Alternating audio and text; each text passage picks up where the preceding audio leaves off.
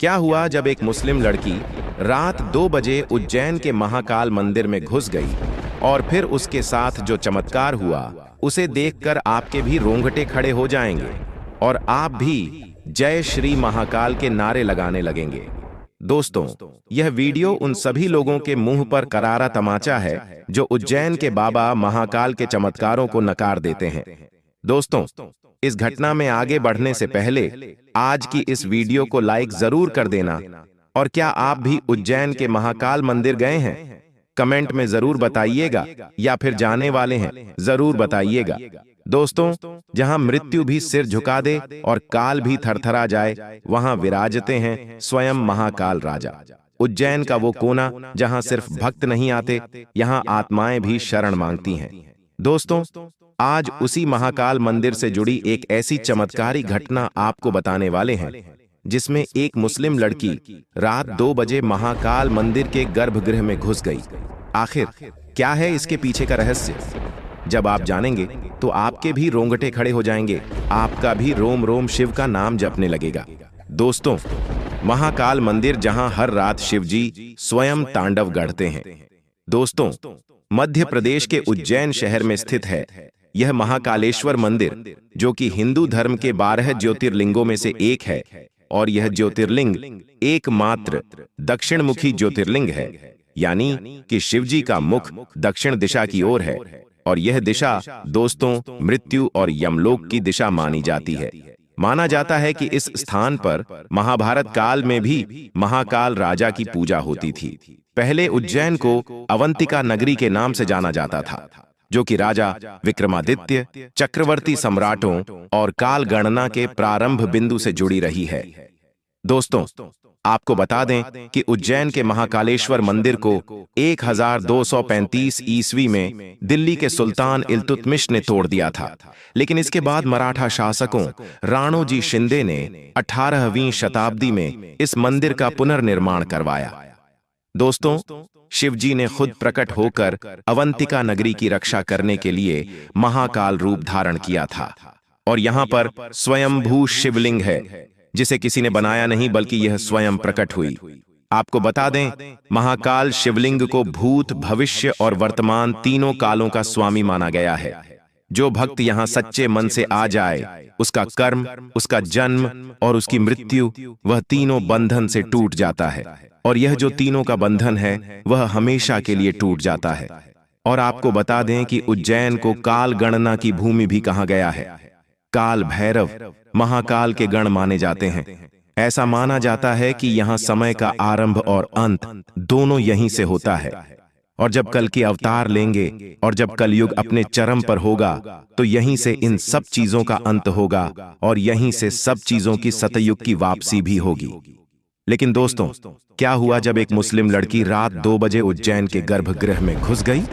आपको बता दें, मध्य प्रदेश के इंदौर शहर में रहने वाली सुलेमा, जो कि मुस्लिम धर्म की होने के बावजूद महाकाल राजा की अनन्य भक्त थी। सुलेमा की मां एक हिंदू धर्म की महिला थी और सुलेमा के पिता मुस्लिम धर्म के थे। सुलेमा की मां का नाम था शिवानी और पिता का नाम था फिरोज। आज से करीब 40 साल पहले फिरोज शिवानी के पीछे पड़ा हुआ था और शिवानी भी फिरोज के प्यार में पागल थी। घर वाले मुस्लिम धर्म में शादी करने से मना कर रहे थे, लेकिन फिरोज ने ऐसा जाल शिवानी के ऊपर बिछाया था कि वह अपने घर, अपने धर्म के खिलाफ जाकर फिरोज से शादी करना चाहती थी। लेकिन घर वालों की मर्जी के बिना शिवानी ने फिरोज के साथ भागकर शादी कर ली, सिर्फ एक शर्त पर। शिवानी ने शर्त रखी कि शादी के बाद वह मुस्लिम धर्म नहीं अपनाएगी और हिंदू धर्म में ही अपना जीवन बिताएगी और वह अपने भगवानों की पूजा हमेशा करती रहेगी। फिरोज ने झूठा वादा करके शिवानी से शादी तो कर ली, लेकिन जैसे ही शादी हुई, फिरोज ने अपना असली रंग दिखाना शुरू कर दिया। शादी के बाद शिवानी से मजबूरन मुस्लिम धर्म को अपनाने के लिए कहा गया। शिवानी के ना कहने पर उसे खूब मारा गया, पीटा गया। बेचारी शिवानी अपने माता पिता से भी रिश्ता तोड़ चुकी थी, उसकी मदद के लिए कोई नहीं था। मजबूरन उसे मुस्लिम धर्म अपनाना पड़ा और अपने भगवान को भी छोड़ना पड़ा। शिवानी महाकाल राजा की भक्त थी, लेकिन अपनी गलती से उसने अपना धर्म भी त्याग दिया और महाकाल राजा की भक्ति को भी त्याग दिया। शिवानी से कलमा पढ़ाया गया और उसे बुर्का पहनाकर घर में ही रखा गया। शादी के करीब 2 महीने बाद ही शिवानी गर्भवती हुई और शिवानी के पेट में पली सुलेमा थी। शिवानी ने एक बेटी को जन्म दिया और बेटी का नाम रखा गया सुलेमा। बेटी के पैदा होने से फिरोज और उसके परिवार के लोग बहुत नाराज थे। अक्सर शिवानी को मारा और पीटा जाता था, लेकिन जैसे तैसे शिवानी अपना नरक जैसा जीवन काट रही थी। शिवानी अक्सर अपनी बेटी को शिक्षा देती कि चाहे कुछ भी हो जाए, वह महाकाल राजा की भक्ति करे और हिंदू धर्म को हमेशा माने। शिवानी अक्सर अपनी बेटी को हिंदू धर्म के गुण सिखाती रहती, भगवान के बारे में, गीता के बारे में बताती रहती। सुलेमा भले ही एक मुस्लिम घर की बेटी थी, लेकिन उसके अंदर हिंदू धर्म के गुण हमेशा से दिखाई देते। सुलेमा करीब 6 साल की हुई तो उसकी जिंदगी में एक बड़ा तूफान आ गया। शिवानी, जिसकी हालत दिन प्रतिदिन खराब हो रही थी, अचानक एक दिन नींद से ही नहीं जागी। सुलेमा ने अपनी मां शिवानी को खो दिया। शिवानी को भरी जिंदगी से मुक्ति मिली, लेकिन पीछे छोड़ गई वह अपनी इकलौती बेटी सुलेमा को। धीरे धीरे सुलेमा बड़ी हुई, लेकिन उसका ध्यान हमेशा हिंदू धर्म में ही रहता। सुलेमा को ज्यादा पढ़ाया नहीं गया। सुलेमा अक्सर छिप छिप कर हिंदू मंदिर जाया करती थी, भगवान की भक्ति किया करती थी। सुलेमा का सपना था कि वह इंदौर के पास ही स्थित उज्जैन में महाकाल राजा के दर्शन करे, लेकिन उसके घर में काफी बंदिशें थीं। सुलेमा को ज्यादा बाहर नहीं जाने दिया जाता था।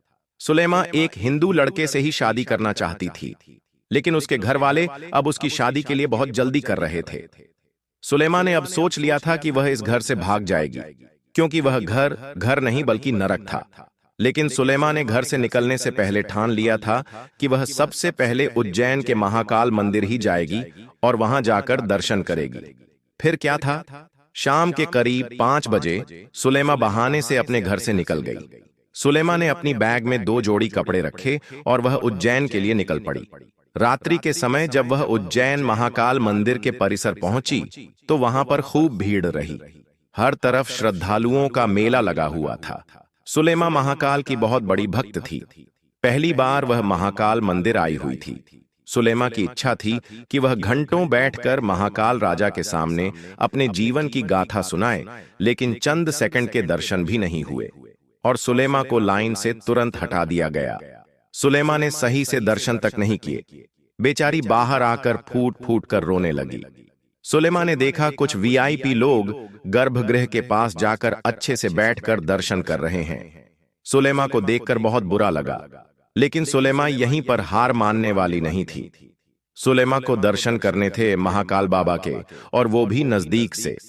इसीलिए सुलेमा ने अंदर ही महाकाल मंदिर में एक छोटा सा कोना ढूंढ लिया। वहां जाकर वहीं पर छिप गई। रात्रि का समय था, वह कोने में ही छिपी रही। धीरे धीरे मंदिर के कपाट बंद होने लगे। मंदिर से सारी भीड़ चली गई। मंदिर में केवल कुछ प्रशासन के लोग और मंदिर की कमेटी के लोग ही मौजूद थे, जो धीरे धीरे करके वह भी कम हो रहे थे। रात के करीब 1 बज चुका था और सुबह 4 बजे महाकाल बाबा की भस्म आरती का समय भी हो जाता है। सुलेमा ने सोचा कि मैं दर्शन भी कर लूंगी और महाकाल बाबा की भस्म आरती का भी आनंद लूंगी। रात के करीब 1 बज गया था, लेकिन अभी भी सुलेमा कोने में ही छिपी हुई थी। लेकिन अब सुलेमा के साथ एक ऐसी घटना घटने वाली थी जो पूरी उसकी जिंदगी बदलने वाली थी। शिवानी बाहर निकलकर गर्भगृह की ओर बढ़ रही थी, लेकिन जाते जाते उसका पांव एक जहरीले कोबरा सांप पर पड़ गया और उस कोबरा सांप ने शिवानी के पैर पर काट लिया। जब शिवानी ने देखने की कोशिश करी तो उसके सामने एक जहरीला कोबरा सांप था। शिवानी पूरी तरह से डर चुकी थी। अगर सुलेमा चिल्लाती तो सभी लोग वहां पर आ जाते। अब सुलेमा के पास बाहर निकलने का भी कोई जरिया नहीं था। अगर समय पर अस्पताल न गई तो सुलेमा की मौत भी हो सकती थी। लेकिन सुलेमा महाकाल बाबा के दर्शन करना भी नहीं छोड़ सकती थी। अब सुलेमा ने सब कुछ महाकाल बाबा के ऊपर छोड़ दिया और कहा, बाबा ही मेरी रक्षा करेंगे और इस काल को वहीं टालेंगे। और वह निकल पड़ी महाकाल बाबा के दर्शन करने के लिए। चोरी चुपके, छुपते छुपते वह महाकाल बाबा के गर्भगृह के ठीक बाहर आ गई। उसके बिल्कुल सामने महाकाल बाबा की शिवलिंग थी। सुलेमा की आंखों से खूब आंसू बह रहे थे। सुलेमा बाबा महाकाल को रोती रोती अपने जीवन के दुख दर्द बता रही थी। सुलेमा अपना पैर का घाव तक भूल चुकी थी। वह भूल चुकी थी कि उसको एक जहरीले सांप ने काटा है। वह केवल महाकाल बाबा को निहारती रही और उनसे बातें करती रही मन ही मन। 1 घंटा कहां हो गया उसे भी पता नहीं चला। जब सुलेमा को याद आया कि उसके पैरों पर तो सांप ने काटा था, तो सुलेमा ने पैरों की ओर देखा तो उसके पैर पर सांप के काटने का जो निशान था वह पूरी तरह से मिट चुका था, मानो जैसे कोई चमत्कार हुआ हो। सुलेमा समझ नहीं पा रही थी कि आखिर ऐसा कैसे हुआ। जिस सांप ने उसे काटा था उसका तो बहुत बड़ा घाव हो गया था, लेकिन उसके पैर से अब सांप के काटने का निशान कहां गया? और उसे कुछ हो क्यों नहीं रहा है, क्योंकि सांप तो इतना जहरीला था। कुछ ही देर के बाद जब उसने शिवलिंग के पास देखा तो शिवलिंग से लिपटा हुआ वही सांप मौजूद था जिसने सुलेमा को काटा था।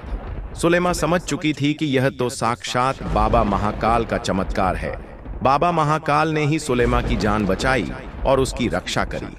इसके बाद सुलेमा तुरंत वापस बाहर आ गई और वह भस्म आरती का इंतजार करने लगी। जैसे ही सुबह के 4 बजे मंदिर में वापस से भीड़ आने लगी भस्म आरती देखने के लिए। सुलेमा उन भक्तों में शामिल हो गई और उसने बड़े ही आनंद से महाकाल बाबा की भस्म आरती देखी। और महाकाल बाबा की भस्म आरती देखने के पश्चात सुलेमा वापस बाहर आ गई और सुलेमा ने अपनी एक नई जिंदगी की शुरुआत करी। सुलेमा उज्जैन से निकलकर दिल्ली पहुंची और वहां पर अपनी पढ़ाई शुरू करी और अपने परिवार से दूर रहकर वह अपनी जिंदगी की एक नई शुरुआत कर चुकी थी। सुलेमा ने वापस से हिंदू धर्म अपना लिया और उसने अपना नाम शिवानी रखा, जो कि उसकी मां का ही नाम था। तो दोस्तों, आपको इस चमत्कारिक घटना से क्या सीख मिली, जरूर बताइएगा।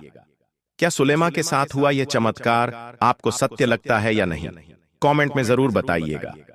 दोस्तों, महाकाल मंदिर यह सिर्फ एक मंदिर नहीं है, यहाँ वो स्थान है जहाँ स्वयं काल भी महाकाल के चरणों में झुक जाता है, जहाँ हर सांस शिवमय हो जाती है, जहाँ हर घंटा मृत्यु को मात देता है। वो है उज्जैन का महाकाल और इसी मंदिर में शिव की अनन्य भक्त सुलेमा के प्राणों की भी रक्षा हुई। सुलेमा ने भी काल को मात दे दी, वो भी महाकाल के ही दरबार में। दोस्तों, कहते हैं दुनिया में समय सबसे बड़ा है, लेकिन महाकाल समय के भी पिता हैं। दोस्तों, आज इस वीडियो में जो चमत्कार हमने आपको बताया, यह तो केवल एक छोटा सा चमत्कार था। महाकाल मंदिर से जुड़े कई बड़े बड़े चमत्कार हैं, कई अद्भुत रहस्य हैं। दोस्तों, कहा जाता है कि यहाँ की भस्म आरती में स्वयं बाबा महाकाल प्रकट होते हैं। रोज भस्म आरती के दौरान सिर्फ मुर्दों की चिता की राख से ही भगवान भोलेनाथ साक्षात महाकाल का श्रृंगार होता है। आखिर इसके पीछे का क्या रहस्य है, क्या आप जानते हैं? आइए हम आपको बताते हैं। आपको बता दें कि भगवान शिव का यानी कि महाकाल रूप समय, मृत्यु और संहार का प्रतिनिधित्व करता है।